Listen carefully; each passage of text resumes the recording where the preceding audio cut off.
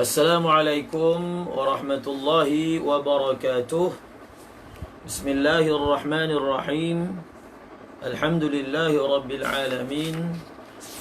Wa sallallahu ala sayyidina Muhammadin wa ala alihi wa sahbihi ajma'in. Wa la hawla wa la quwwata illa billahil aliyyil azim. Alhamdulillah, bersyukur kita kepada Allah Subhanahu wa taala pada petang ini sekali lagi kita dapat bertemu bagi meneruskan pembacaan kita daripada kitab Al-Quran Al-Karim, menerusi tafsir Al-Jalalain. Mudah-mudahan Allah Subhanahu wa taala mengurniakan keberkahan kepada kita daripada kitab suci Al-Quran Al-Karim. A'udzu billahi minasy syaithanir rajim. Bismillahirrahmanirrahim. Alif Lam Ra. Kitabun anzalnahu ilayka litukhrijan nasa minadh dhulumati ilan nuri bi'izni rabbihim لتخرج الناس من الظلمات إلى النور بإذن ربهم إلى صراط العزيز الحميد الله الذي له ما في السماوات وما في الأرض وويل للكافرين من عذاب شديد الذين يستحبون الحياة الدنيا على الآخرة ويصدون عن سبيل الله ويبغونها عوجا أولئك في ضلال بعيد.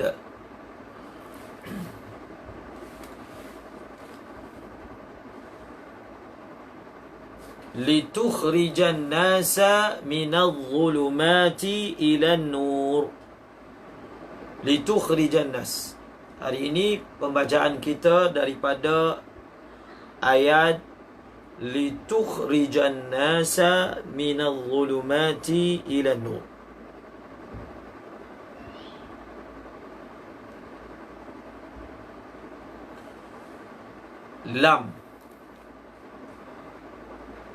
Lam yang terdapat pada ayat ini, semalam saya sebut lam ini sebagai lam illah. Lam ini sebagai lam illah. Namun suatu perkara yang kita pelajari dalam kitab Tauhid, dalam perkara sifat-sifat yang wajib bagi zat Allah Subhanahu wa ta'ala, antara perkara yang dinyatakan bahawasanya af'alullah ghairu mu'allalatin bi'illatin wa gharadin. Af'alullah ghairu mu'allalatin bi'illatin wa gharadin. Af'alullah, perbuatan-perbuatan Allah tidak berpunca daripada apa-apa illat dan apa-apa gharad. Ini adalah perkara yang merupakan asas dalam akidah ahli sunnah wal jamaah. Qaimun binafsihi,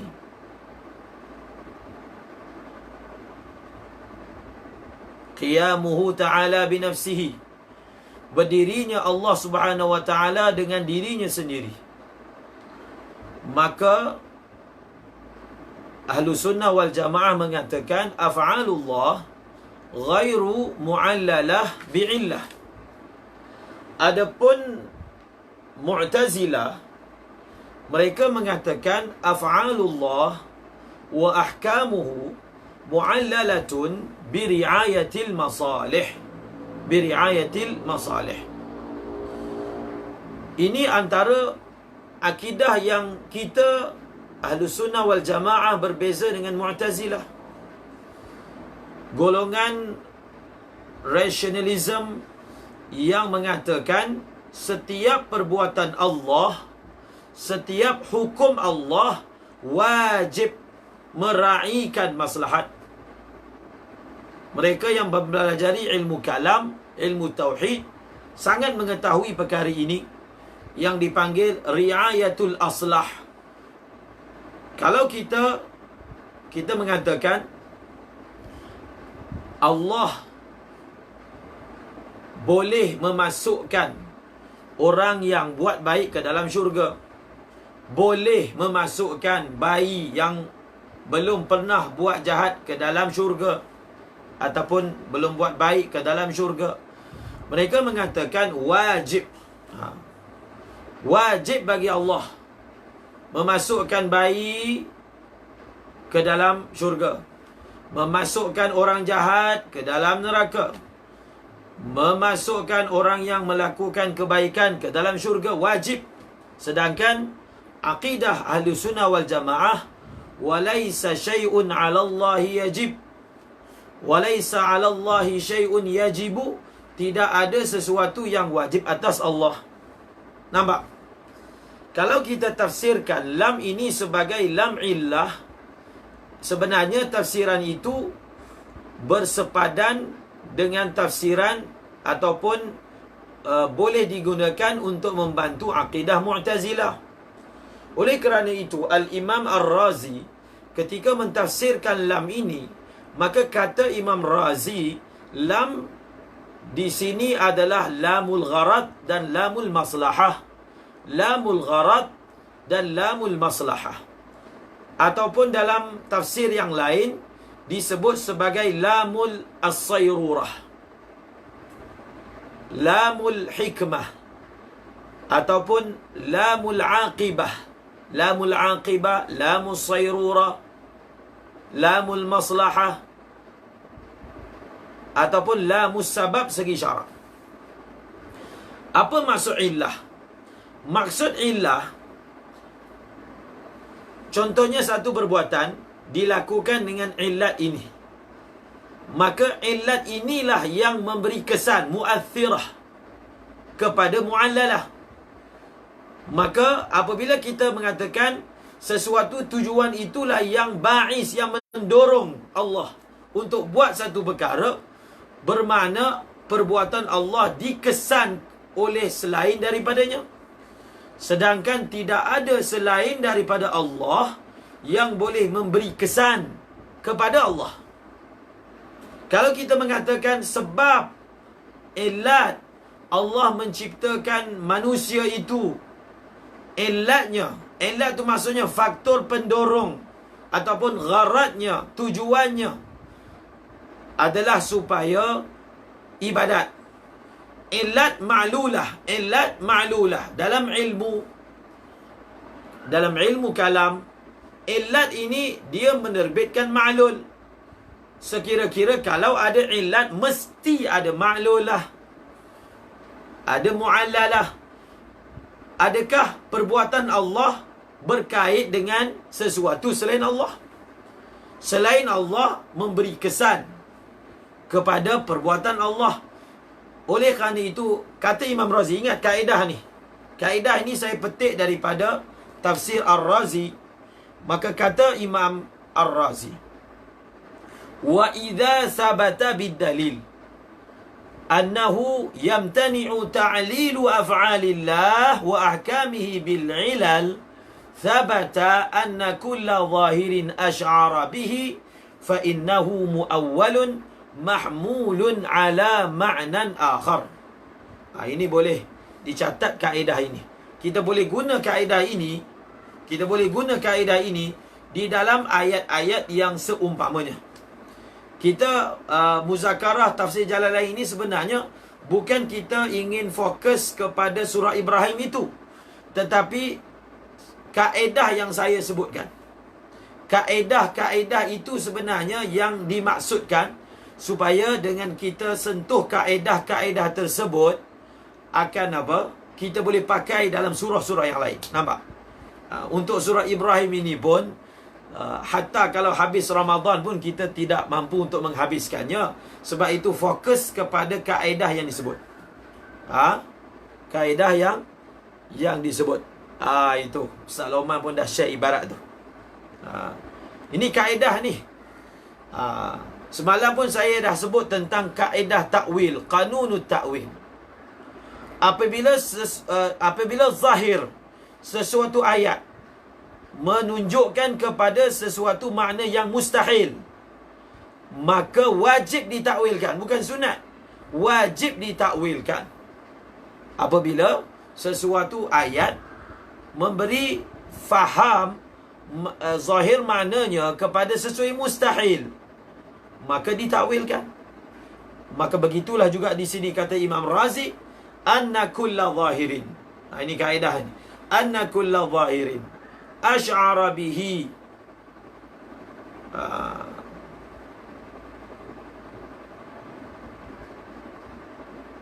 ash'ara bihi ay bil muhal fa innahu muawwalun mahmulun ala ma'nan akhar.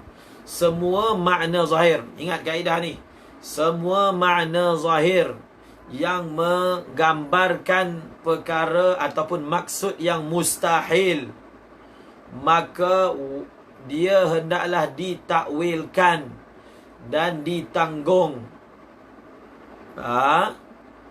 kepada makna yang lain.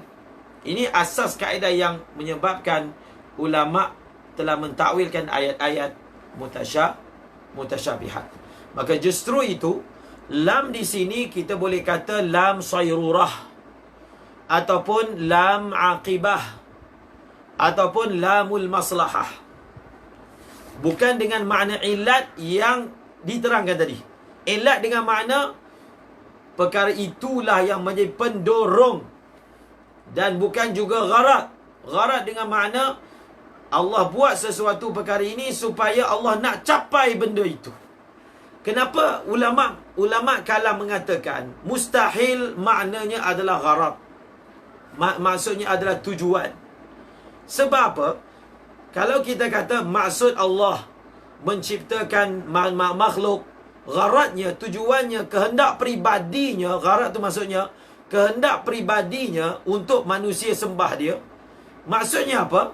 Maksudnya Allah perlukan makhluk itu wujud. Makhluk itu kena wujud dulu, baru dia disembah.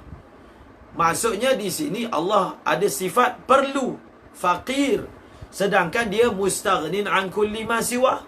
Sedangkan dia bersifat qiyamuhu ta'ala binafsihi. Sekiranya untuk mengeluarkan manusia daripada gelap kepada cahaya, Allah perlu untuk turunkan kitab. Sebab apa turunkan kitab? Supaya dengan turunkan kitab dapat merealisasikan maksud Allah. Maksudnya apa? Maksudnya Allah memerlukan kepada menurunkan kitab. Bila Allah memerlukan kepada menurunkan kitab, maka Allah memerlukan sesuatu untuk melakukan sesuatu. Sifat perlu ini adalah mustahil. Nampak tak? Sifat perlu adalah mustahil daripada zat Allah Subhanahu wa ta'ala. Perkara ini perlu difahami dalam membicarakan ayat-ayat dalam Al-Quran yang dinisbahkan kepada zat Allah Subhanahu wa ta'ala. Maka disebut sebagai apa? Lam sayrurah. Saya bagi satu contoh. Lam sayrurah ataupun lamul aqibah dalam surah Al-Qasas. Di hadapan saya ni ramai hufaz Al-Quran. Hufaz Al-Quran. Dan ini selalu dibagi contoh sebagai lamul aqibah. Dalam surah Al-Qasas, Allah Subhanahu wa ta'ala berfirman, "Faltaqatahu alu fir'auna liyakuna lahum aduwan wa hazana." Faltaqatahu alu fir'aun liyakuna lahum aduwan wa hazana.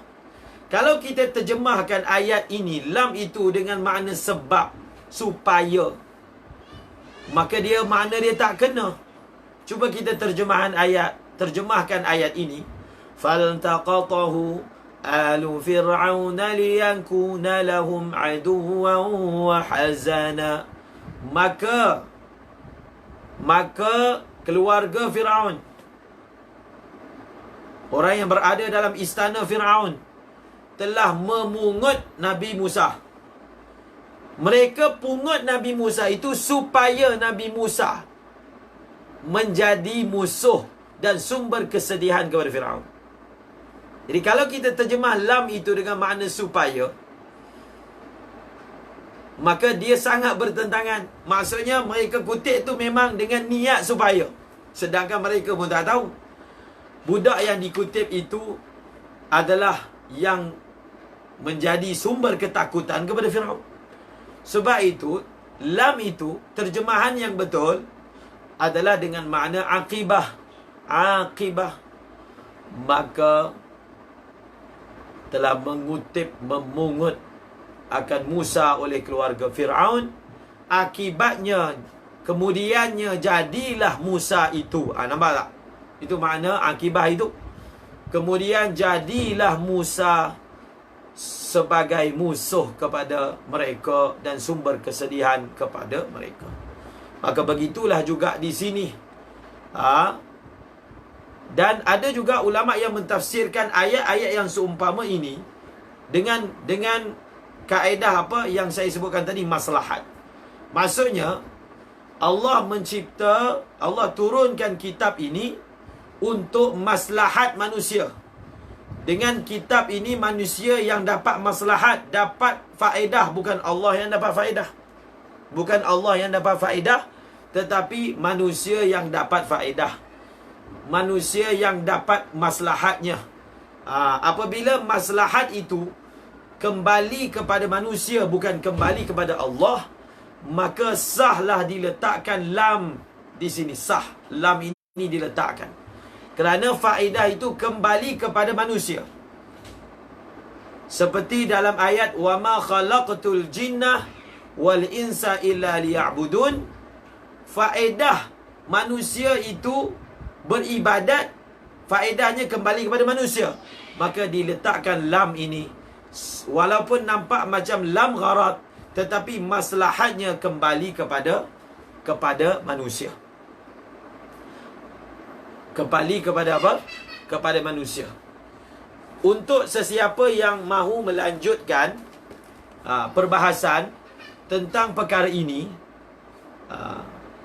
sebenarnya banyak kitab pun yang membahaskan perkara ini, tetapi saya sebut kitab yang dekat tangan saya lah. Kitab yang ada di tangan saya iaitu kitab karangan Al-Syekh Zaini Dahlan. Al-Syekh Zaini Dahlan. Kitabnya bukan kitab tafsir. Kitabnya kitab tasawuf.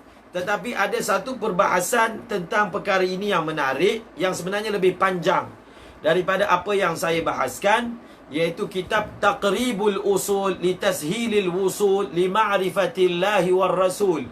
Kitab Taqribul Usul ini adalah kitab yang sangat cantik. Dia merupakan intipati daripada pengalaman, khulasah daripada ilmu beliau. Maka diluahkan dalam kitab ini dalam perkara jalan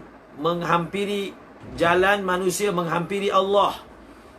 Maka kitab ini pun sekarang ini telah dicetak oleh Darul Minhaj dengan cetakan sangat bagus. Maka untuk mengetahui dengan lebih panjang tentang masalah lam yang datang, yang dinisbahkan pada perbuatan Allah, maka beliau telah membahaskan pada muka surat yang pertama dan kedua, ketika mentafsirkan ayat wa ma khalaqtul jinna wal insa liya'budun, maka man aradal mazida falyarji' ilaihi.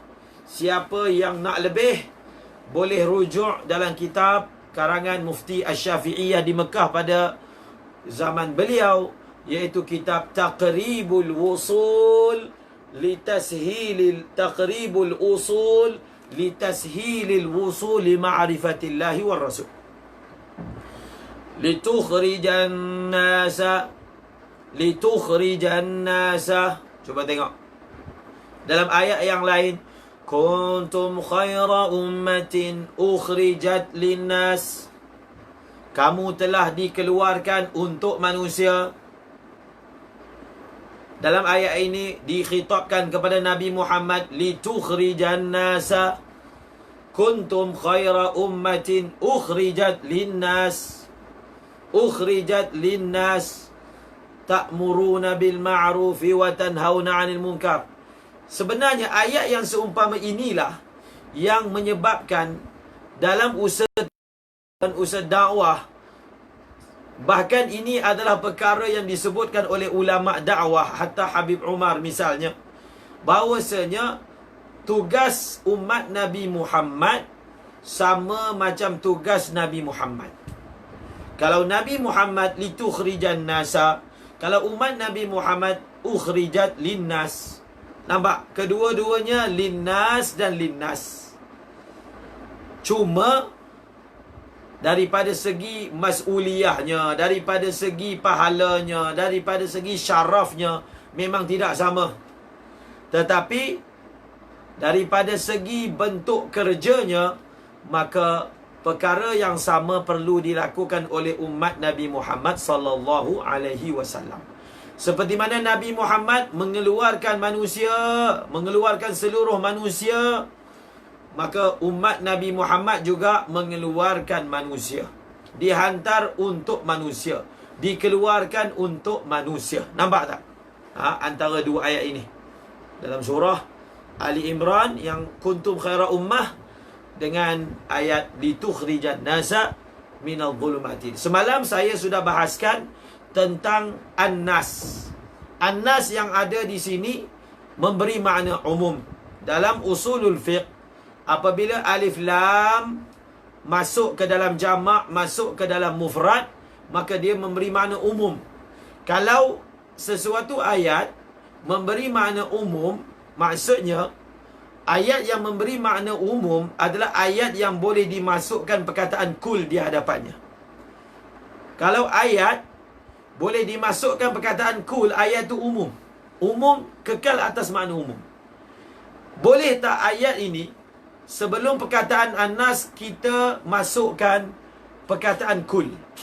Litukhrijan nas, ay litukhrija kullan nas. Sah tak maknanya? Sah. Kalau maknanya sah, maka boleh kita maknakan, boleh kita katakan lafaz ini adalah lafaz am. Lafaz ini adalah apa? Lafaz am. Apa kaedah untuk mengetahui lafaz am yang kekal atas makna umumnya? Boleh masuk kul padanya. Litukhrijan nasa, ay litukhrija kullan nasi. Untuk kamu mengeluarkan semua manusia. minaz zulumati ilan nur, dari pada kegelapan-kegelapan kepada cahaya. Cuba perhatikan. Antara perkara yang kita perlu lihat dalam ayat Al-Quran, antara tanggungjawab juga dalam tafsir, cuba kita tengok. Ada ayat yang dia datang dalam bentuk mufrad, ada ayat yang datang dalam bentuk jamak. Contohnya, untuk zulumat didatangkan dalam bentuk jamak, untuk nur didatangkan dalam bentuk mufrad. Tidak disebutkan dalam ayat ini dengan lafaz litukhrijan nasa minadh zulumati ilal anwar.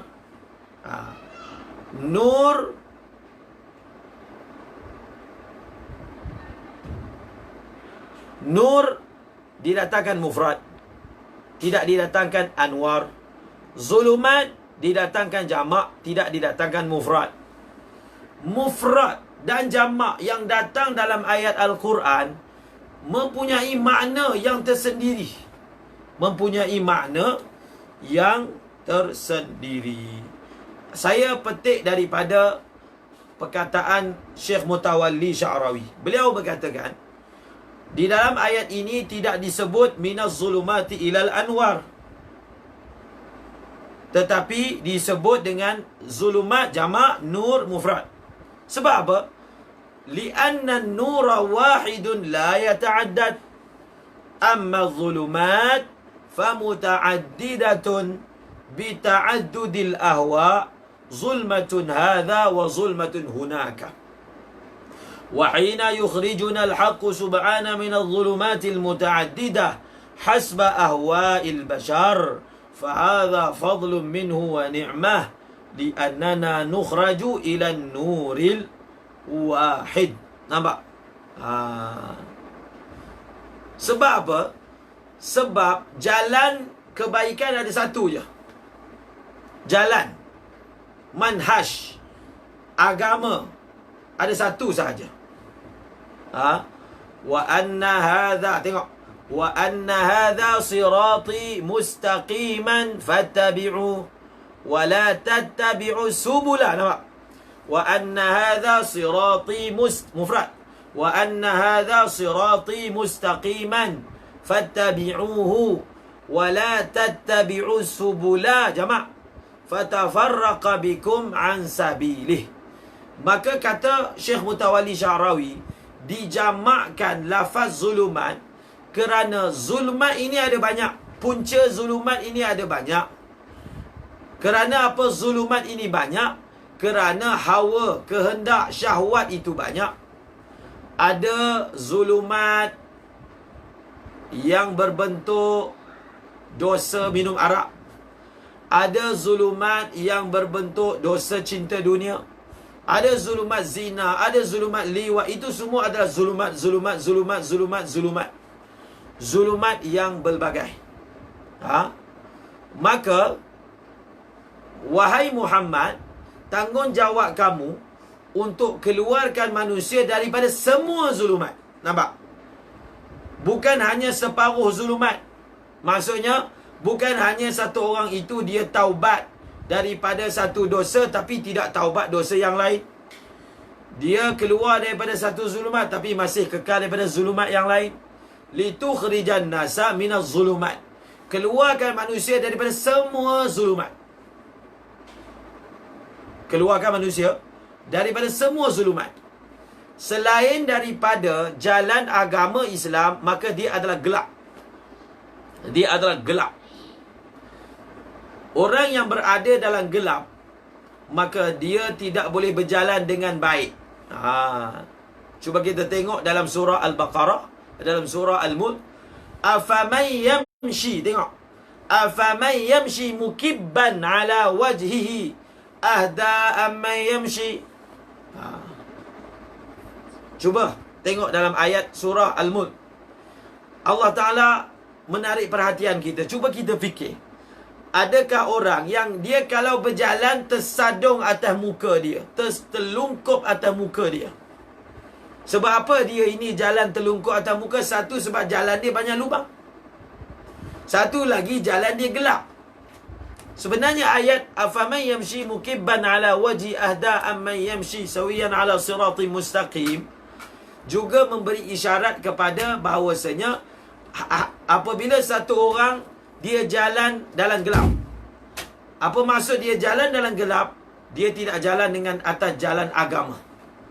Bila tidak berjalan atas jalan agama, maka dia jalan dalam gelap. Kesan daripada berjalan di atas gelap, apa dia? Kita berada dalam bahaya. Betul tak? Dia tak boleh beza antara ular dan juga tali. Apabila tidak ada cahaya, tidak dapat beza antara ular dengan tali. Tidak dapat beza antara perkara yang memberi mudarat kepada dirinya dengan perkara yang memberi manfaat kepada dirinya. Maka kata Syekh, wahakadha, begitulah juga Allah Subhanahu Wa Taala. Ini pun satu perkara dalam Al-Quran menjelaskan. Ini banyak ada dalam Al-Quran menjelaskan perkara-perkara maknawi, perkara-perkara abstrak diterangkan dengan perkara-perkara mahsusat. Selalu digunakan kaedah yang dipanggil kinayah, isti'arah. Perkara-perkara maknawi, perkara abstrak, perkara dalaman, perkara abstrak, perkara spiritual, tetapi untuk mudah faham diterangkan dengan cara kita bawa benda konkret. Ini uslub Al-Quran. Uslub Al-Quran. Dan uslub Al-Quran ini haruslah ditiru oleh para da'i. Ada perkara-perkara yang dia bersifat dalaman, rohani, akidah, yang mungkin kita nak terangkan kepada orang, maka kita terangkan dalam bentuk benda yang konkret, dengan bentuk contoh-contoh yang jenis boleh nampak. Dan itulah sebenarnya asas kepada peribahasa. Itulah juga asas kepada simpulan bahasa, peribahasa. Perkara-perkara yang abstrak diterangkan dengan perkara mahsusat. Ini uslub kalam, ini uslub Al-Quran. Bila uslub Al-Quran, maksudnya para da'i juga bagus menggunakan uslub ini ketika menyampaikan dakwah. Sebab itu para masyayikh suka dalam menyampaikan dakwah membawa apa? Membawa perumpamaan, membawa misal-misal, contoh-contoh.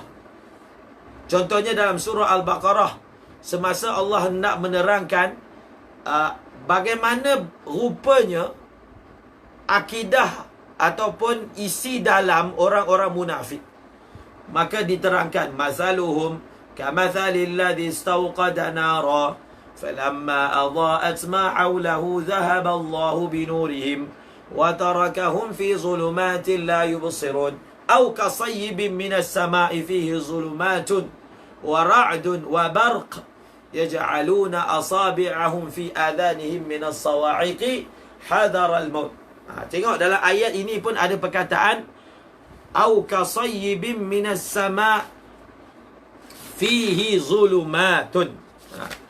Kalau saya boleh rujuk dalam tafsir au kasayyibin minas sama' dalam surah Al-Baqarah,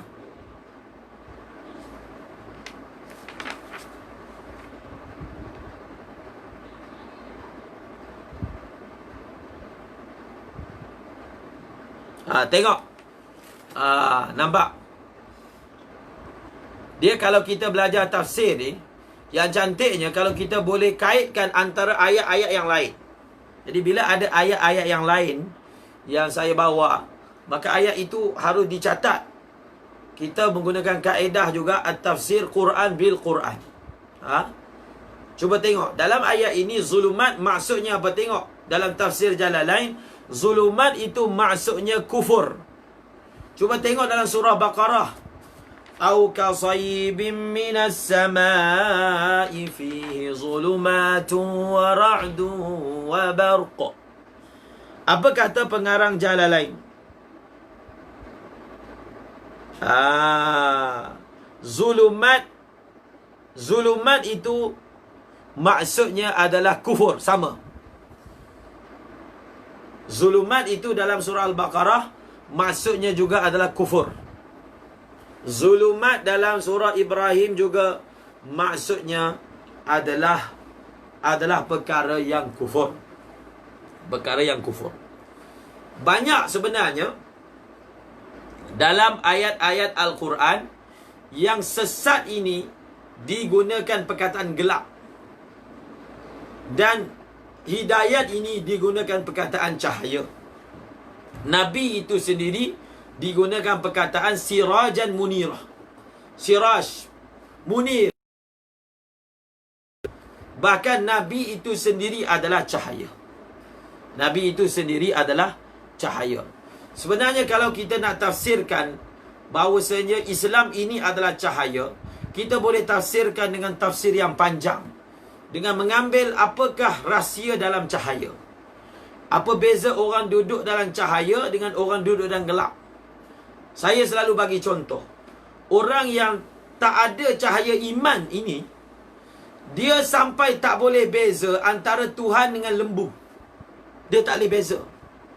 Begitu sekali dia berada dalam gelap, tak nampak. Berada dalam gelap, tak nampak, sampai dia tak boleh beza yang mana lembu, yang mana Tuhan, yang mana sepatutnya disembah, yang mana sepatutnya disembelih. Tak dapat beza. Betul, orang yang berada dalam gelap ini kadang-kadang keadaannya luar biasa. Rumah dia depan masjid pun dia tak ada tergerak pun untuk datang masjid. Gelap. Tetapi bila dicampakkan cahaya, dia macam baru dibuka lampu. Padahal benda tu depan dia je. Orang baik ada depan dia, channel baik ada depan dia, masjid ada depan dia, azan ada depan dia. Tapi dia ni, waktu dia dapat hidayat, dia ni macam orang duduk dalam gelap baru dibuka lampu. Nampak tak? Begitu sekali diterangkan perumpamaan. Jadi kata Syekh Mutawalli Sya'rawi, maka Allah Subhanahu Wa Taala ingin menjelaskan perkara-perkara abstrak dengan perkara-perkara konkret. Maka tidak ragu-ragu lagi, kegelapan ni dia tutup banyak benda, yang bila orang berada dalam gelap, dia akan hidup dalam keadaan belaga. Tengok, ini menarik ni. Apa yang Syekh Mutawalli kata apa? Bila orang duduk dalam gelap, dia sentiasa berada dalam istidam. Dia berada dalam istidam, sentiasa belaga. Dia punya cara berfikir itu sentiasa konflik. Dia punya cara berfikir itu tak center. Tengok golongan liberal, golongan pluralisme. Sebenarnya kalau kita debat dia punya cara fikir itu, cara fikir dia itu penuh dengan kontradaksi, walaupun dia rasa dia intelek. Sebenarnya cara dia fikir itu penuh dengan kontradaksi, penuh dengan pertentangan, belaga antara satu dengan yang lain. Sebab apa? Dia berfikir dalam gelap. Semasa dia berfikir, dia tak ada cahaya. Kita orang Islam berfikir ada cahaya. Maka pertama kata Syekh Sya'rawi, kesan daripada orang yang duduk dalam gelap ini, dia akan sentiasa istidam, akan bertembung, akan accident, akan sentiasa kemalangan dengan cara hidup dia, dengan cara fikir dia. Dan bila yang kedua, bila dia berada dalam gelap, kata Syekh Mutawalli, maka dia ini berjalan tak tenang. Dia berjalan tak tenang, sentiasa khawatir, takut kok masuk lubang. Umpamanya dia berada dalam kesesatan. Kemudian ada pun cahaya. Bila ada cahaya, maka dia akan jelaskan kita banyak perkara. Manusia boleh beza antara perkara yang memberi mudarat kepadanya dengan perkara yang memberi manfaat. Boleh beza. Perkara yang memberi manfaat, perkara yang memberi mudarat. Dia sebenarnya cahaya iman ini, cahaya agama ini, dia bukan hanya menjelaskan perkara-perkara yang zahir, bahkan dia menjelaskan perkara-perkara yang maknawi. dengan cahaya yang Nabi bawa. Sebab itu orang perlukan cahaya iman. Kita perlukan cahaya hadis, cahaya Al-Quran. Untuk manusia itu, dengan cahaya itu dia boleh beza. Tengok Sayyidina Umar Al-Faruq mempunyai tahap cahaya yang tinggi, tahap boleh membezakan yang sangat tinggi. Kalau kita tidak ada cahaya, cuba tengok dalam ayat yang lain, wa man lam yaj'alillahu lahu nuran fama lahu min nur. Siapa yang Allah tak bagi cahaya pada dia, maka dia tak akan ada cahaya. Ada doa memohon cahaya daripada Allah subhanahu wa ta'ala. Kata Syekh, dalam kehidupan dunia ini sentiasa ada perkara yang bertentangan antara satu dengan yang lain. Okey, itu antara tafsiran yang kita boleh bawa. Faedah daripada menyifatkan agama itu sebagai cahaya. Agama itu sebagai cahaya. Agama itu sebagai apa? Sebagai cahaya. Tetapi cahaya yang kita dapat ini boleh dipadamkan. Kita dah ada cahaya ni. Orang Islam, orang berilmu ada cahaya. Tetapi jangan ingat, bila cahaya dia tak boleh padam. Dia tak boleh padam. Cahaya-cahaya yang kita dah dapat ini, dia boleh padam dengan apa? Dengan dosa. Dengan dosa. Dengan dosa. Allahumma ja'al fi qalbi nura, wa fi basari nura, wa fi sam'i nura, wa fi 'azami nura, wa fi 'asabi nura. Akhir sekali doa itu, Allahumma ja'alni nura. Itu soalan siapa yang tanya tentang apa doa. Doa masyhur, doa nur. Akhir sekali dalam doa, ya Allah jadikan aku cahaya. Aku tu jadi cahaya.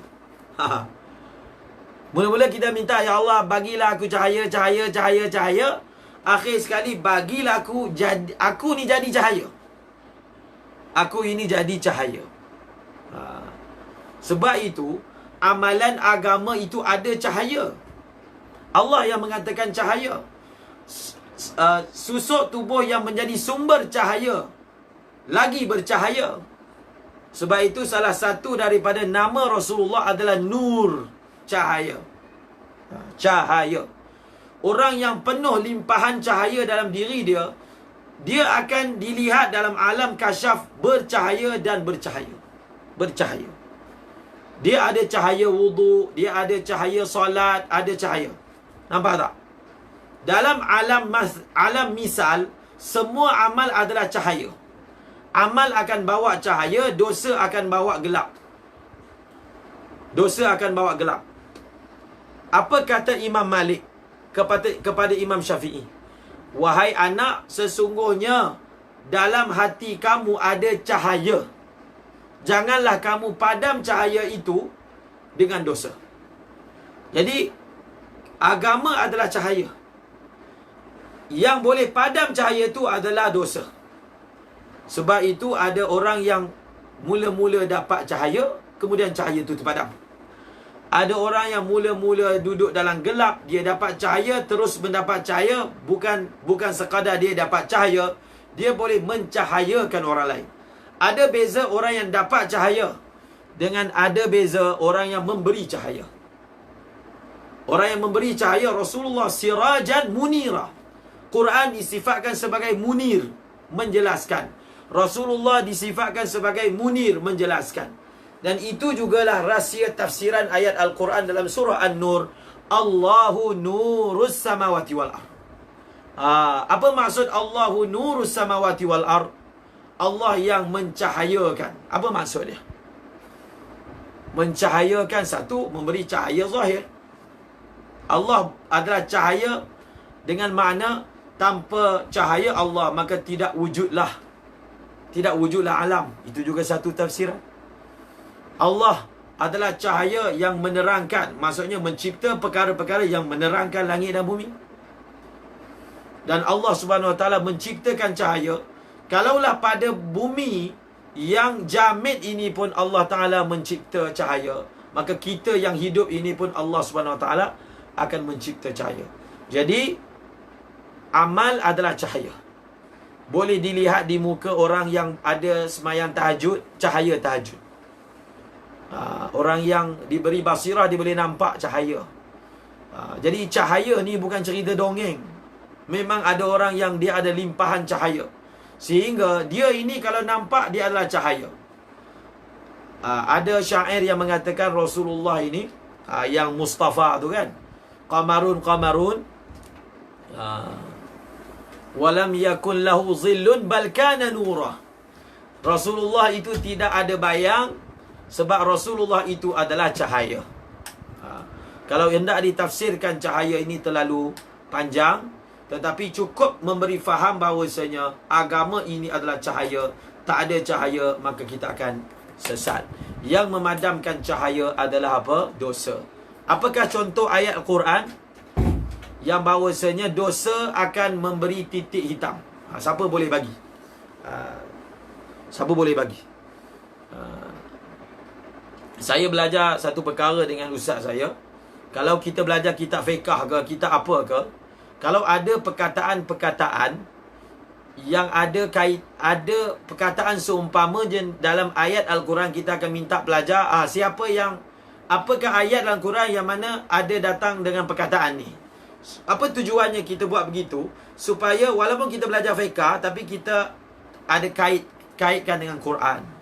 Kita belajar hatta mantik pun kita kaitkan dengan Al-Quran. Imam Ghazali tulis satu kitab, Al-Qistas Al-Mustaqim. Al-Qistasul Mustaqim. Kitab ini sangat unik tentang Al-Quran ini.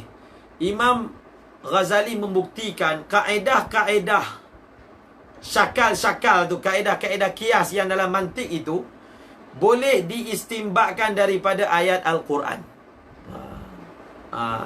Abdullah SJ telah bagi ayat betul. Ustaz Abdullah. Ayat yang menunjukkan dosa akan memberi titik hitam adalah surah Al-Mutaffifin. Kalla bal rana ala qulubihim ma kanu yaksibun. Ran. Benda yang merupakan rain. Yang apabila kita buat dosa ada titik hitam. Dalam ayat yang lain, yuriduna an yutfi'u nurallah. Nampak? Yuriduna an yutfi'u nurallah. Nurallah yang dimaksudkan dalam ayat ini adalah agama Islam. Maka nur yang dimaksudkan di sini juga adalah agama Islam. Adalah apa? Agama Islam. Yang asasnya adalah iman. Litukhrijan nasa minadh dhulumati ilan nur.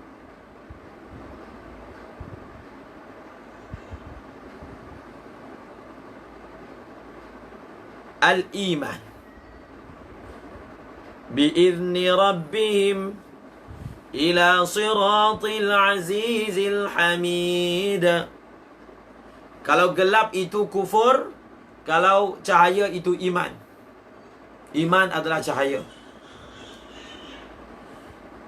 Bi'izni rabbihim. Bi'izni rabbihim. Bi'izni rabbihim. Kalau kita tengok pada muta'alliqnya, litukhrijan nasa minadh dhulumati ila nur. Bi'izni rabbihim. Maksudnya apa? Bi amri rabbihim. Tengok, ini yang ditafsirkan oleh Jalalain. Izin dengan makna amar. Izin dengan makna amar. Saya tengok dalam Hasyiah Kamalain. Apa kata beliau? Fussiral iznu bil amri. Wa ala hadha fayakunul ma'na li ta'murahum bil khuruji minadh dhulumati ila nur. Wa fassara ba'duhum bit tawfiqi wa taysir. Kita tengok. Bi'izni rabbihim ni jar majrur muta'alliq kepada litukhrija. Tukhrija. Supaya kamu keluarkan manusia daripada gelap kepada cahaya bi'izni. Bi'izni di sini telah ditafsirkan dengan perintah. Ditafsirkan dengan perintah. Ada sebahagian mufassir yang tafsirkan biizni, izin itu dengan makna taufiq. Dalam Hasyiah Kamalain ada tulis. Imam Razi pula tafsir lain. Imam Razi pula tafsir lain. Pengarang Jalalain tarjih makna lain. Hasyiah makna lain. Saya dah sebut pada mula perbahasan kita. Ada ayat-ayat dalam Al-Quran dia menerima apa? Menerima ijtihad. Bukan adalah banyak menerima ijtihad. Cuma ada tafsir yang dhaif, ada tafsir yang rajih, ada tafsir yang musawi, ada tafsir yang mushtarak. Jadi kalau dalam kitab tafsir Jalalain, tafsir lain, ada ulama tafsir dengan tafsir lain, kita tak boleh kata dia salah. Tak boleh. Kita tak boleh kata dia salah. Nampak tak? Ini pun berlaku. Kita kata, oh tak ada ulama pun tafsir macam ni. Kita tak boleh sebut macam tu. Bagi orang belajar, dia tak boleh sebut macam tu. Yang penting, adakah tafsir dia itu bertentangan dengan kaedah tafsir? Kalau tafsir dia tidak bertentangan dengan kaedah tafsir, tidak bertentangan dengan qawaidus syara', walaupun tidak ada pernah siapa pun tafsir seperti itu, dalam mana-mana kitab tafsir, tafsir dia tetap betul. Tafsir yang betul bukan hanya munhasir dengan apa yang telah ditulis dalam kitab tafsir. Bukan. Tafsir adalah betul kalau dia muafiq dengan qawaidus syara'. Kalau apa? Dia berbetulan dengan kaedah-kaedah syara'. Kalau tafsiran itu tidak berbetulan dengan kaedah-kaedah syara', walaupun dia ada dekat kitab tafsir yang lama, tetap kita kata tak betul. Sebab itu yang lebih kita tekankan dalam belajar tafsir ini qawaid tafsir. Misalnya, ini yang terakhir. Kaedah ini. Kaedah dalam tafsir apa? Tidak semestinya kalau tak ada sebut dalam mana-mana kitab tafsir, maka dia jadi salah. Okey? Dia jadi salah. Yang penting jangan bertentangan dengan qawaid tafsir, jangan bertentangan dengan qawaidus syara'. As-Sayyid Abdullah bin Siddiq Al-Ghumari ada menulis kitab berkaitan dengan kesalahan-kesalahan dalam tafsir, dalam kitab-kitab tafsir sebelum ni. Contohnya, apa nama kitab tu, Ustaz Syauqi? Apa nama kitab tu? Karangan Sidi Abdullah bin Siddiq Al-Ghumari tentang kesilapan-kesilapan dalam tafsir. Siapa tahu? Tadi nampak Ustaz Syauqi masuk. Saya pun ada baca sikit. Kita baca buat muzakarah kitab tersebut, tapi nama dia lupa. Nama dia, kitab itu pun sudah diterjemahkan pun sebenarnya dalam bahasa Indonesia sudah diterjemahkan.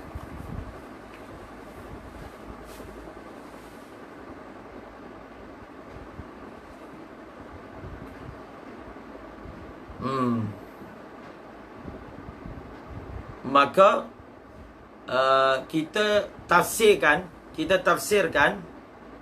Nanti kalau saya ingat nama kitab tu saya share. Kita tafsirkan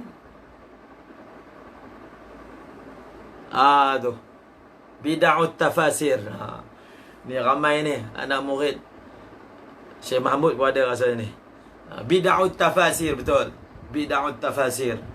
Karangan Sidi Abdullah bin Siddiq Al-Ghumari. Bagus kita baca Bid'ut tafasir untuk kita melihat. Maknanya dari sudut pandang Sidi Abdullah lah. Kalau mungkin ada ulama lain, kalau beliau baca kalau ulama lain baca Bid'ut tafasir, mungkin juga mereka ada pandangan yang berbeza pula dengan Sidi Abdullah bin Siddiq Al-Ghumari. Mungkin juga, kan? Maknanya bagi mereka tak ada kesalahan pun dalam tafsir ini. Nampak tak? Sebab itu kena bezakan tafsir-tafsir yang mana dia qat'i, tak boleh tafsir lain. dengan tafsir-tafsir yang mana ada ihtimal. Seperti mana dalam mengistibatkan hukum fiqh, ada yang rajih, ada yang dhaif kan, ada yang batil. Dalam tafsir pun ada begitu kan. Dalam tafsir pun ada begitu, batil, ada dhaif, ada yang musawi, ada yang rajih. Sekarang ni kita baca tafsir yang Jalalain sebut. Yang Jalalain je. Jadi Jalalain telah tafsirkan dengan makna biizni rabbihim ini dengan makna bi amri rabbihim. Kalaulah berdasarkan tafsir ni yang Jalalain punya, apa makna ayat ini? Ada tulis dalam Hasyiah Kamalain. Litukhrijan nasa minadh dhulumati ilan nur biizni rabbihim ay bi amri rabbihim. Apa maksudnya?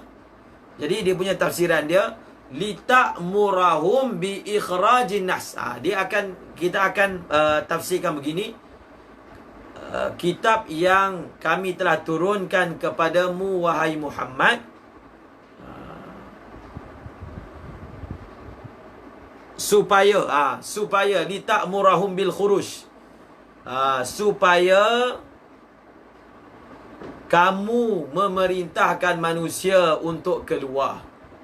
Supaya apa? Kamu memerintahkan manusia untuk keluar. Bi amri rabbihim. Jadi dia punya tafsir dia jadi macam mana? Litukhrijan nasa minadh dhulumati ilan nur ay lita'murahum bil khuruj. Lita'murahum bil khuruji minadh dhulumati ilan nur.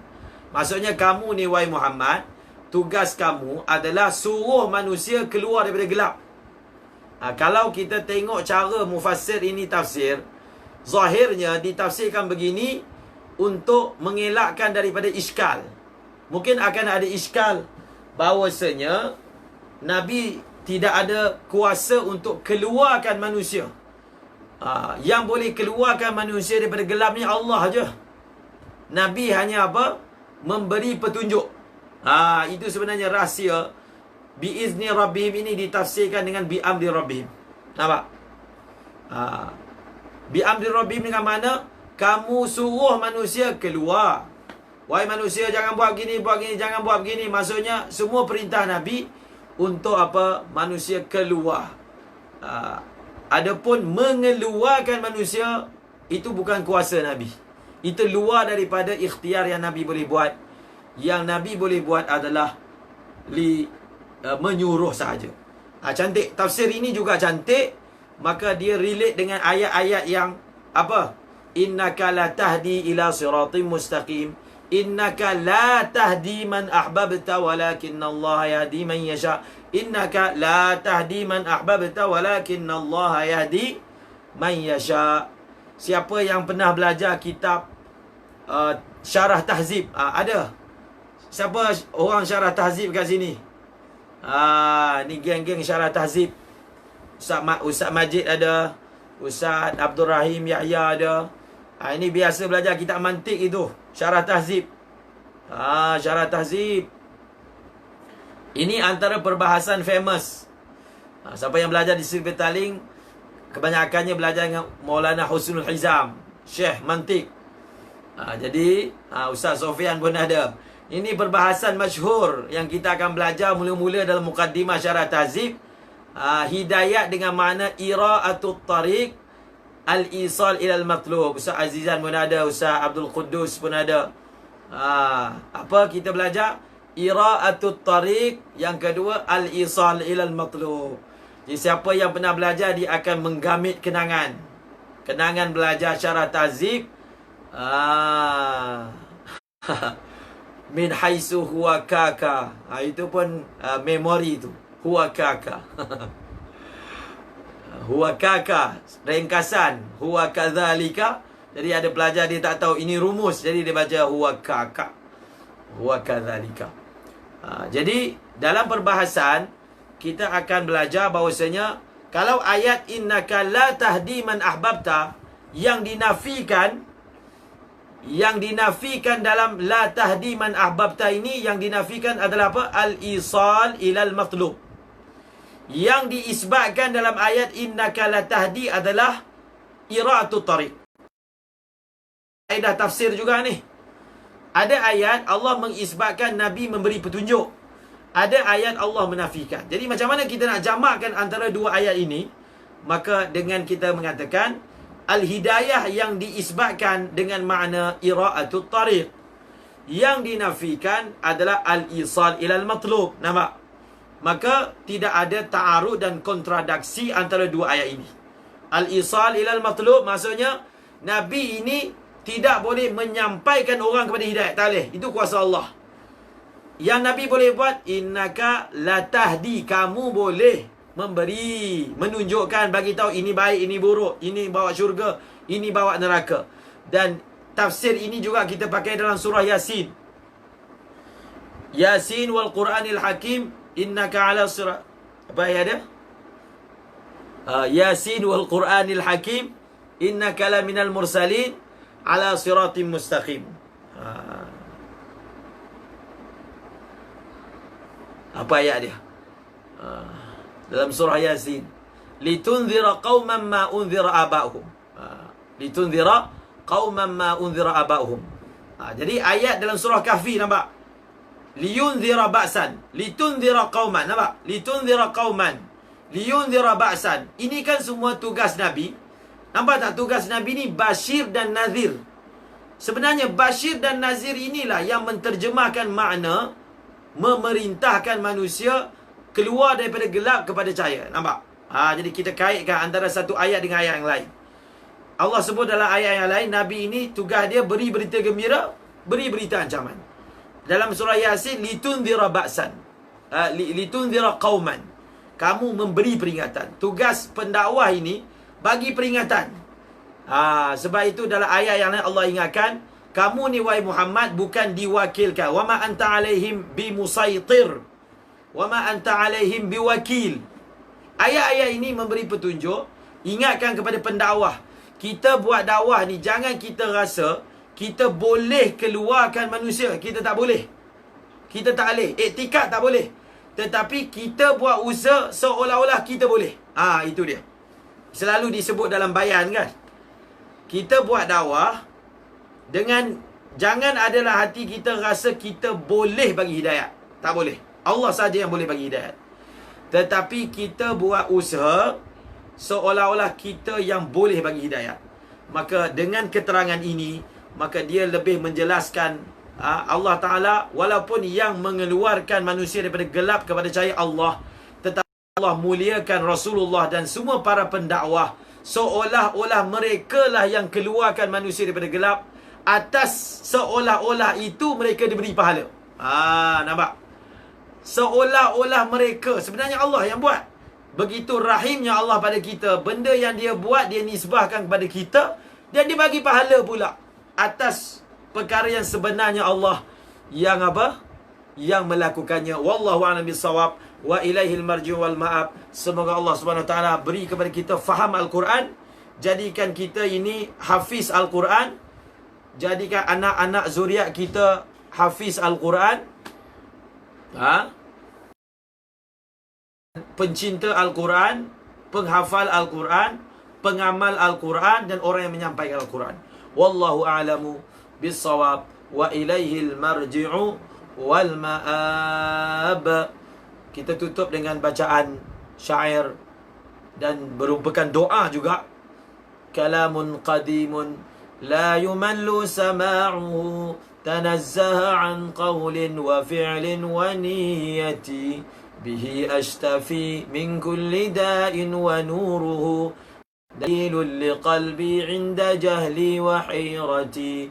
فيا رب متعنا بسر حروفه ونور به قلبي وسمعي ومقلتي وسهل علي حفظه ثم درسه بجاه النبي والآل والصحابة آمين برحمتك يا أرحم الراحمين.